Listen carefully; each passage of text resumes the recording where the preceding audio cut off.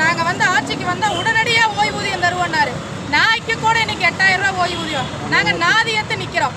என்ன நடக்குதுன்னே தெரியல. எத்தனை போராட்டம் நடத்துறது? மடி பிச்சை ஏந்தி ரோடா போராட்டம் பண்ணோம்.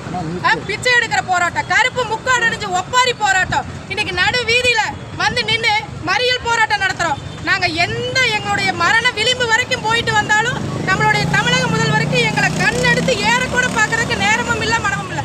நாங்க உண்மையா என்ன பாவம் செஞ்சோம்? இன்னைக்கு ஒவ்வொருத்தரும் பாத்தீங்கன்னா 5 மையம் பாக்குறோம். காலி பணியிட நிரப்ப சொல்லி அத்தனை கஷ்டப்படுற கேட்கிறோம்.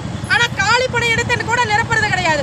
ஒரு ஆயம்மா சோறாக்கி 5 சென்டருக்கு நாங்க கொடுத்துட்டு இருக்கோம். இதனால குழந்தைகளும் பாதிக்கிறாங்க. அதையும் கூட இன்னைக்கு எதுவும் செய்ய மாட்டேங்கிறாங்க. யாருமே இன்னைக்கு வந்து ஒருத்தர் காலையில எந்திரிச்சு ஸ்கூலுக்கு போறதுனால உண்மையா எங்களுக்கு பயமா இருக்கு. அத்தனை கஷ்டப்பட்டுட்டு நாங்க போயிட்டு இருக்கோம். ஆனா எங்களுக்கு எதுவுமே அவர் அறிவிக்கிறது கிடையாது. இன்னைக்கு 10 ஆண்டு முடிஞ்ச சமையலர் உதவியாளர்கள் எத்தனையோ கஷ்டப்பட்டு இன்னைக்கு ரிட்டையர் ஆக போற அம்மா இன்னைக்கு வந்து 3 மையம் பார்த்து சோறாக்கி கொடுத்துட்டு இருக்குது. இப்படியே எங்களை அவல நிலையிலேயே வச்சுட்டு தான் இருப்பீங்களா? இல்ல 6 மாச காலம் தான் இருக்குது, எங்களை திரும்பி பார்ப்பீங்களா? இல்ல நீங்க எங்களுக்கு டாடா பை பை சொன்ன மாதிரி நாங்க உங்களுக்கு டாடா பை கண்டிப்பா சொல்லுவான்னு சொல்லி இந்த சாலை மறியல் போராட்டத்தை மிகவும் வெற்றிகரமா நடத்தி நாங்க இந்த போராட்டம் இல்ல இன்னும் பாருங்க எத்தனை போராட்டம் நடத்தி எங்க உயிர் உள்ள வரை எங்கள் போராட்டம் நிச்சயம் ஜெயிக்கும் வரை நாங்கள் போராடி கொண்டே இருப்போம்.